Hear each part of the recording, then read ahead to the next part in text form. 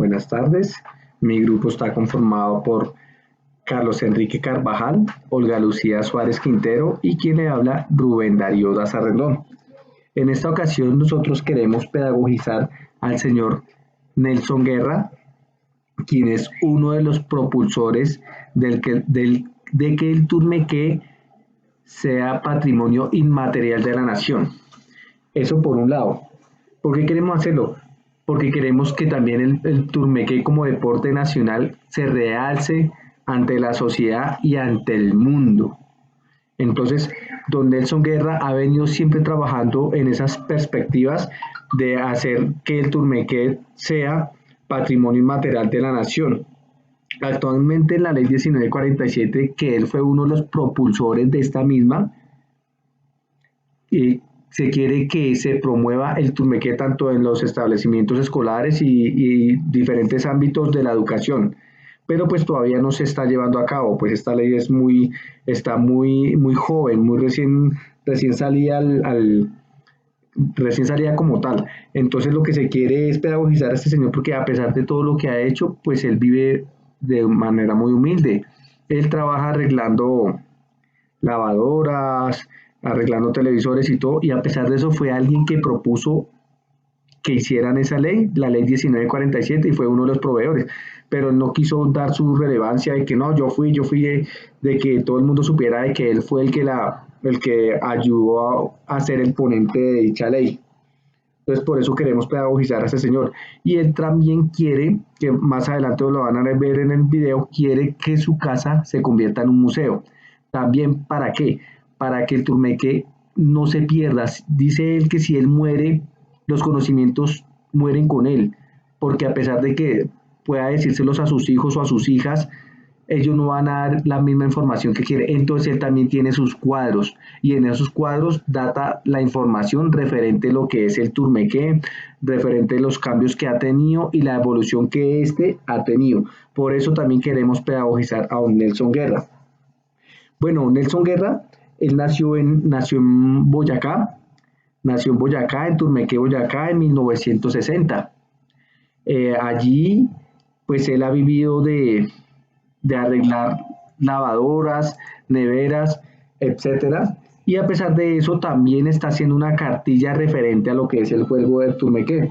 Entonces, pues Turmeque es un municipio de Boyacá que quiere hacer, quiere de que todo el mundo sepa lo que es el turmeque y de que es el patrimonio inmaterial de la nación, por ese mismo motivo, por su historia que tiene, por, por todas las vivencias que vivieron, y él también dice que tiene sangre muisca, ¿no? Entonces, pues a manera de conclusión, esos son como los aportes que él quiere hacer, y igualmente pues en el video va a estar reflejado toda la información. Entonces, adelante con el video. Muchas gracias. Buenos días, mi nombre es Nelson Guerra Chavarro. Soy una persona que vivo en Turmequé, natural de Turmequé. Tal vez llevo sangre muisca, sangre ancestral, y por ende desde hace más o menos 15 años he estado trabajando el tema del tejo, investigando su origen. Lo he logrado conseguir desde la tradición oral y desde algunos registros históricos. Desde la tradición oral, hablando con la gente de Canas. La gente de Canas son la gente que tiene el pelo blanco, tiene mayor conocimiento. Los mayores que llaman. Lo que llaman los mayores. Esa tradición oral que es neta de los muiscas, a través del círculo de la palabra, con la colonización se pierde. Y se pierden muchas cosas y muchas costumbres, pero algo queda, ¿sí? Dentro de eso, pues, he estado investigando el tema del tejo, lo que nosotros comúnmente conocemos como el juego al turmeque. Entre paréntesis se coloca la palabra tejo, porque el nombre original es turmeque, juego del turmeque. Esa historia que a mí me contaron los ancestros, traté de plasmarla en unos cuadros elaborados en madera en aplique. ¿Con qué finalidad? Porque si no hay quien cuente la historia, alguien tendrá que hablar esa historia, ¿sí? Entonces, en la tradición oral, si el que tiene el conocimiento muere, pues se lleva ese conocimiento a la tumba. Pueda que los registros que queden escritos no los lleguen a apreciar, se desaparece. Pero quizá un cuadro publicado en cualquier medio, por cualquier índole, puede contar parte de esa historia de lo que es el juego Antourmequé. Porque el juego Antourmequé no es un juego cualquiera, es un juego ciencia, es un juego que viene desde la cosmovisión, desde lo ancestral, y la relación viene desde la parte teológica y pasa por varios momentos, en lo cual podemos hablar de que el juego Antourmequé tiene un origen y una evolución hasta la actualidad. Los invito a que sigan y observen esos cuadros, y en cada cuadro va a encontrar una etapa del juego Antourmequé.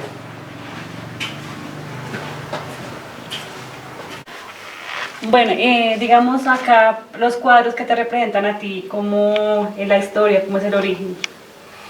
El origen viene desde la cosmovisión, ¿sí? Entonces este cuadro está representando lo que es un ofrendario muisca con relación al tejo, porque el tejo en su primera instancia era un juego sagrado, ¿sí? Era una ofrenda que se le hacía a los dioses. Entonces tenemos que este cuadro hace representación al ofrendario muisca, la comunidad muisca. En sus inicios, el juego Antourmequé, los bocines y los tejos empezaron en la lítica. Por eso este cuadro tenemos este y este segundo cuadro, el bocín en lítica, ¿sí? ¿Por qué? Porque es que ellos, los muiscas, construyeron los bocines, cogían una piedra y hacían un hueco en el centro, y con piedras más pequeñas hacían los lanzamientos. El juego como tal se llegó a utilizar en la disputa de precio o el recateo. Le coloco un ejemplo. Usted dice que X producto vale 10 pesos, pero ninguno de los dos se pone de acuerdo y el otro le dice vale 5. Uno, o sea, no era baja, como el trueque, era como sí, cuando hacían el trueque. en el comercio. Entonces uno no baja y el otro tampoco sube. No llegan a un punto de equilibrio. Para llegar a ese punto de equilibrio, entonces lo jugaban Antourmequé, y quien embocinara era el precio que prevalecía. Si embocinó el que dijo que daba 5 pesos, ese precio es el que prevalece. Y si es a la inversa, que el que embocina es el que ganara. El que dijo que era 10 pesos, entonces debe pagar los 10 pesos, ¿sí? Eso en una de sus etapas. Viene después de los bocines de piedra, se utilizaron el bocín de árbol hueco, que es un material muy similar a la guadua, ¿sí? Y luego desde el bocín de árbol hueco se utilizó el bocín de guadua, que era colocar, igual que el árbol hueco, cortar 2 canutillos y colocarlos a ciertas distancias y hacer los diferentes lanzamientos, ¿sí? Entonces, acá por lo menos si usted observa, tenemos una embocinada y un tejo de lanzamiento, ¿sí? Entonces era la forma y los elementos que se utilizaban en el pasado. Este cuadro siguiente está relacionado con el ofrendario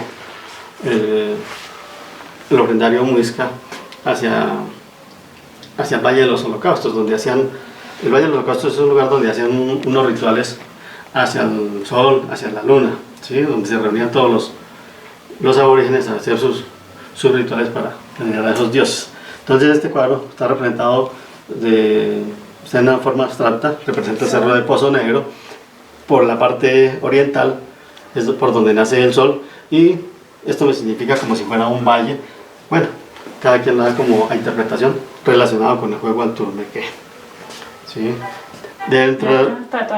También se embocinaba todavía ahí.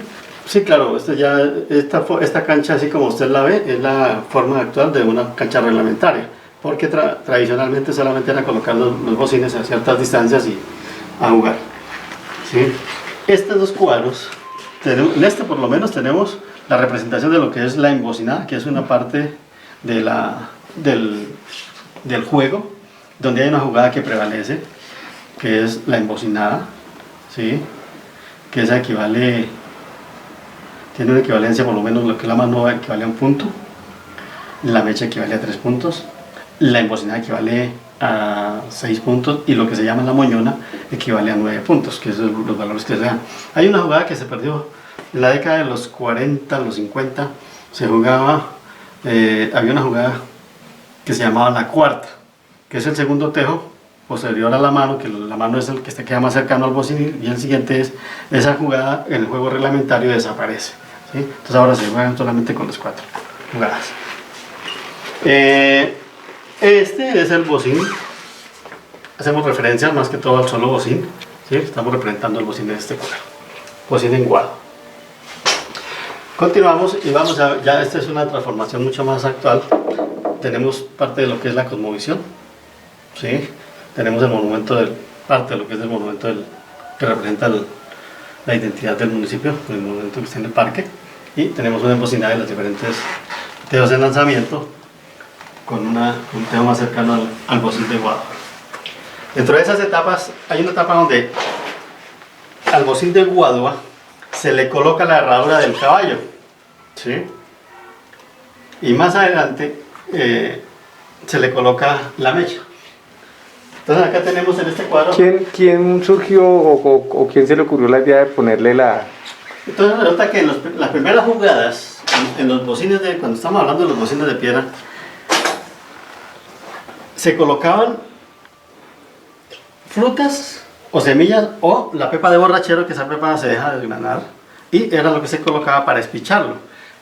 Esas frutas o semillas están representadas en la mecha de pólvora, ¿sí? Porque la pólvora, cuando entra la pólvora al territorio colombiano, entonces ya cambian la semilla y la reemplazan por la mecha.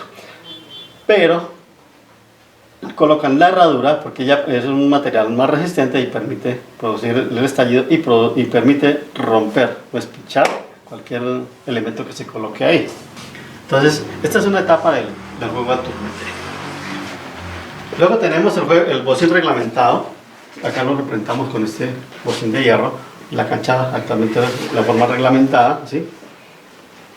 Y una jugada, y tenemos parte desde la cosmovisión. Todo está en abstracto, ¿sí? Porque viene desde la cosmovisión.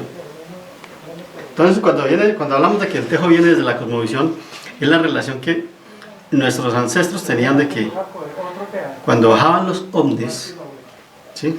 Objetos no conocidos para Objetos voladores no identificados, sí. Entonces, ellos, por eso el tejo tiene la forma de un ovni, ¿sí? Ellos lo relacionaban con los dioses, ¿sí? Entonces, ¿qué sucede? Cuando hablamos de tejo, en la actualidad, nosotros estamos representando una ceremonia que para ellos era sagrada y ellos la representaban hacia los dioses. La cancha de atrás, sí, porque se juega con dos canchas, una allá y otra atrás, a 19,50 en lo reglamentado. En lo que es manifestación cultural se jugaba a mucho más distancia, ¿sí? Porque se evaluaban muchas cosas. La fuerza, la distancia, la velocidad. Entonces, la cancha de atrás representa lo que es el bohío del jeque o sacerdote y la cancha del frente representa la laguna sagrada. Cuando estamos hablando en el tema teológico, nuestros ancestros, cuando sentían un cargo de conciencia o un cargo de pecado, digamos así, llevaban un ofrendario al jeque o sacerdote. El jeque o sacerdote sale de su bohío y aquí en Turmequé, a la parte norte, donde hay una construcción que ahí funcionaba, hacia ese sector funcionaba el matadero municipal, hacia ese sector era donde quedaba el bohío del jeque o sacerdote. Y existía, donde es el cementerio antiguo, detrás de la capilla y ese sector, un ojo de agua o una lagunilla, ¿sí? Ahí era donde lanzaban las ofrendas para los dioses. Entonces, ¿qué hacían los aborígenes? Traían un ofrendario y se lo daba al jeque o sacerdote, y el jeque o sacerdote salía de su bohío a hacer el ritual. Si era para la luna, lo hacía en la noche. Si era para el sol, lo hacía al mediodía, resplandecer el sol, y él salía de su bohío y llevaba la ofrenda y la lanzaba a la laguna sagrada, ¿sí? Él se regresaba de la laguna sagrada a su bohío, y el aborigen al tercer día venía a tomar consejo del jeque o sacerdote. Estas ofrendas, entonces, el jeque sale del bohío y va a la laguna y hace el lanzamiento de la ofrenda a los dioses. Se regresa de allá y se regresa a su bohío, ¿sí? Y el aborigen viene a tomar consejo al tercer día. Ahí está representado el ritual religioso en el juego. La cancha de atrás está representando el bollo del jeque sacerdote. La cancha del frente a la cual usted va a hacer el lanzamiento representa la laguna sagrada. El tejo, parecido al ovni, está representando la ofrenda al dios, que podría ser en oro, en tunos de oro, en esmeraldas, en cosas o elementos preciosos. ¿Y por qué se lanzaban a las lagunas o las manas de agua? Porque allí no se podían profanar y la ofrenda, digamos, los dioses la aceptaban de la mejor manera, ¿sí? Nadie podía profanar esto. Entonces, todo lo que usted lanzase allí era para los dioses, no había nada de que alguien fuera a profanar, a robar, a quitar, ¿sí? En eso consiste y en eso está contemplado la parte teológica, que cuando ya entra la colonización, ellos no podían volver a practicar sus creencias porque estaban en la imposición de una cultura sobre la otra. Y si somos más claros, estaban rompiendo toda la tradición de una cultura, que fue con espada, que fue con la fuerza, que fue a base de sangre, ¿sí? Y entonces nuestros aborígenes, para que este ritual no se perdiera, lo practicaban a escondidas, porque si los españoles lo hacían, ellos veían que los aborígenes practicaban su ritual o su ceremonia como tal, eran lapidados y eran castigados porque tenía que prevalecer el sistema católico.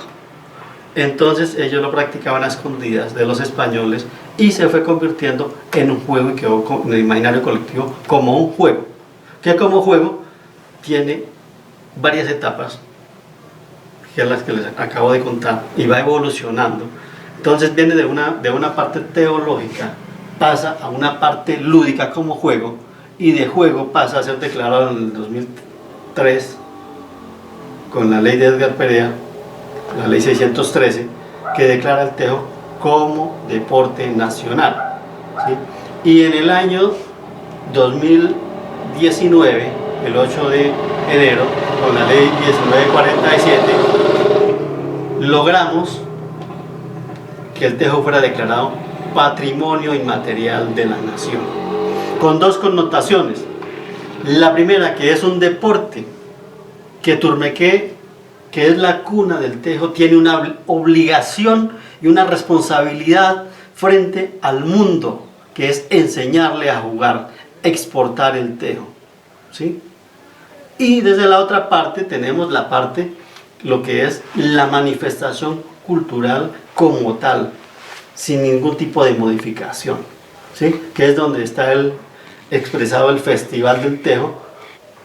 Con ese nombre se le da la remembranza o el realce a esa manifestación cultural, porque es que hay dos cosas.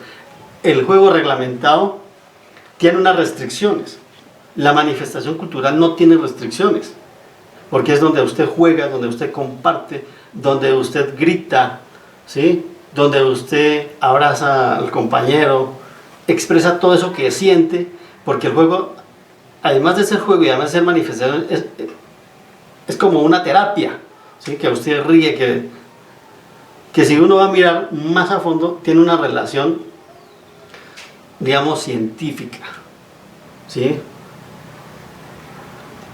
El juego no se da porque se dio así por así, ¿sí?